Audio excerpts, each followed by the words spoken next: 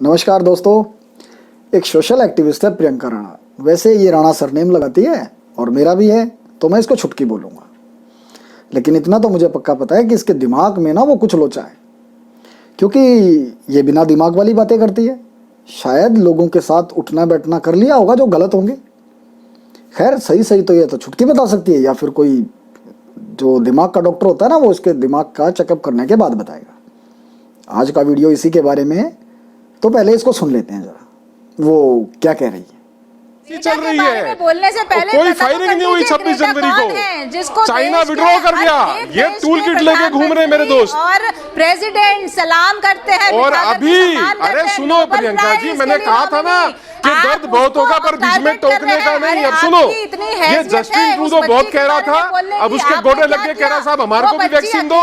ये सब बातें अच्छी नहीं लगती। और आपको मैं बताऊं, ये खरगोश और भालू वाले भाई साहब जो है ना, ये जू के चौकीदार, इनको जरा चिड़ियाघर में रखो, इनको मत लेके आया करो टीवी डिबेट पे। प्रियंका जी जरा सांस ले लो, मैं बहुत देर से सुन रहा था आप लोगों को, आप दूसरी बार बोल रही है, जरा सुनिए अब आप ध्यान से। समर्थन कर दिया। ये भारत देश हमारा है, सुनो मेरी बात। बहुत अच्छे, आप तो देशभक्त हो गए। देशभक्ति क्या ये कहती है अन्नदाता को अपमान करें। अब यहाँ इसने 3 मुख्य बातें बोली हैं।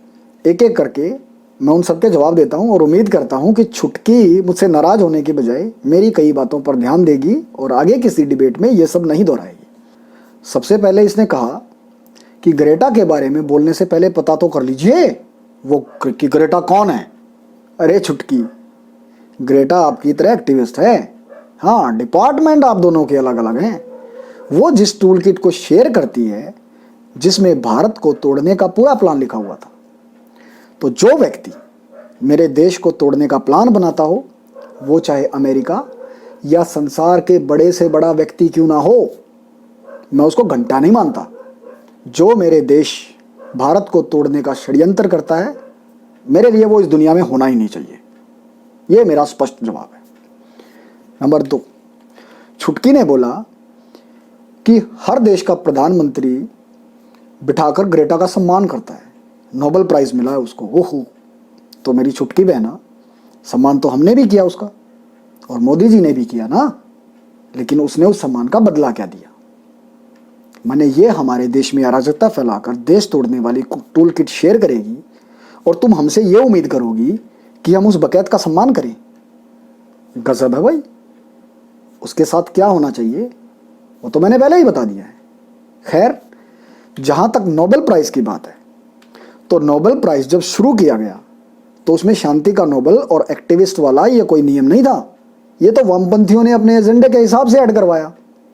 नहीं तो आप ही बताओ, क्या ओबामा सबको मिलता शांति वाला नोबेल? उन्होंने क्या क्या नहीं करवाया, कितनी जंगें लड़ी, कितने बम फोड़े जिसके कारण देश तबाह हुए। कभी सीरिया, इराक, अफगानिस्तान घूम आइए ना, आपको भी जानकारी हो जाएगी। हो सकता है कि वहां पर निशान छोटे मोटे अभी भी पड़े हों। और आप तो सोशल एक्टिविस्ट भी है ना, तो एक आध का इंटरव्यू भी आपको मिल ही जाएगा उधर। ले आइए ना, ऐसे इंटरव्यू बहुत दिखाते हैं ना ये RND TV वाले अपने प्राइम टाइम में। और दूसरी तरफ ट्रम्प साहब हैं, उन्होंने तो उत्तर कोरिया के साथ संबंध सुधारने की कोशिश करी, अरब देशों और इजराइल में सुलह करवाई, लेकिन उनको तो विलेन बना दिया। शांति के नोबेल के असली हकदार तो वही हैं, ट्रम्प साहब। नंबर 3, छुटकी बोल रही है कि ग्रेटा इतनी कम उम्र में हवा पानी मिट्टी के लिए काम कर रही है, और जाते जाते अन्नदाता भी बोल गई। अब ये सुनकर तो कोई भी हंसेगा। उम्र की बात तो बाद में करूंगा, पहले हवा पानी मिट्टी और अन्नदाता को ही लेते हैं। शायद छुटकी ने कृषि बिल पढ़े नहीं है, क्योंकि पढ़े होते तो ऐसा थोड़ी बोलती। क्योंकि कृषि बिलों में एक बिल जो है वो पराली जलाने को भी लेकर है। अब कोई मुझे ज्ञान देने आएगा कि पराली जलाने से वायु प्रदूषण नहीं होता, बल्कि वायुमंडल में ऑक्सीजन की सप्लाई करने के लिए 50-60 बड़े पाइप फिट हो जाते हैं हवा में जादू से। ये तो इसने वही बात कर दी कि बंदी को अस्थमा है, वो प्रियंका चोपड़ा को, और सिगरेट पीने से वो दूर होता है जी। अन्नदाता, अभी अन्नदाता की बात कर लेता हूँ। देखिए भाई, किसान हूँ मैं, लेकिन छोटा किसान हूँ। जो भी गांव में उगता है थोड़ा बहुत, उसमें से जितना हमें यूज़ होता है हम कंज्यूम कर लेते हैं और बाकी को मंडी में जाके बेच देते हैं। पैसा मिलता है, उससे अन्य ज़रूरतें हैं वो पूरी हो जाती है। अब कोई अन्नदाता बोलता है भाई मैं फ्री में थोड़ी दे के आता हूँ, उधर पैसा लेता हूँ भाई। हाँ, मुझे आप अन्न उत्पादक बोल सकते हो, अन्नदाता नहीं हूँ। जैसे तो फिर डॉक्टर तो जीवन दाता हो जाएगा। हाँ खैर, वो होता है क्योंकि वो जो प्रोफेशन है वो एक किसी की ज़िंदगी और मौत से जुड़ा होता है।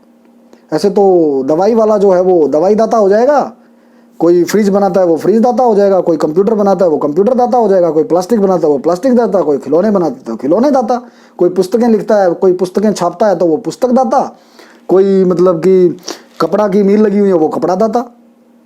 ऐसे नहीं होता भाई। खैर, अब बात करते हैं उम्र की, जिसकी आजकल चर्चा जोरों से हो रही है। जी, मैं 21 साल की जो मासूम है ना, वो दिशा के बारे में वही बात कर रहा हूँ। 21 साल की लड़की जूम पर उन लोगों के साथ मीटिंग कर सकती है, टूल किट बनाती है भाई, और ग्रेटा को भेजती है। बवाल होने पर बचने के लिए उसमें फिर से एडिट करती है, एजिटेशन का प्लान बनाती है, वकील से भी बात करती है, तब तो वो मैच्योर हो जाती है। और जब ग्रेटा की गलती से वो टूल किट पकड़ी जाती है और जब पुलिस उसे गिरफ्तार करती है तो एक झटके में वो 21 साल की मासूम लड़की बन जाती है, और जिसको यूएपीए की समझ भी है।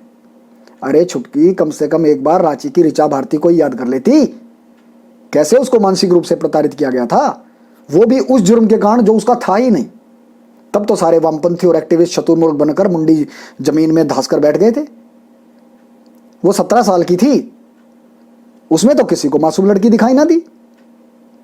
तो छुटकी को मेरी सलाह है, थोड़े बुद्धिशाली लोगों की संगत में उठना बैठना किया करेगी, ये सही रहेगा। वैसे कहावत भी है, जैसी संगत वैसी रंगत। कबीर जी ने भी तो कहा ही है, संगत कीजिए साधु की कभी न निष्फल होए, लोहा पारस परसते सो भी कंचन होए। एक बात जो है वो आपके लिए मित्रों, दिशा रवि जैसी लड़कियां जो है ना, वो हमारी एकेडमिक संस्थाओं में हुए ब्रेन वॉश का परिणाम है।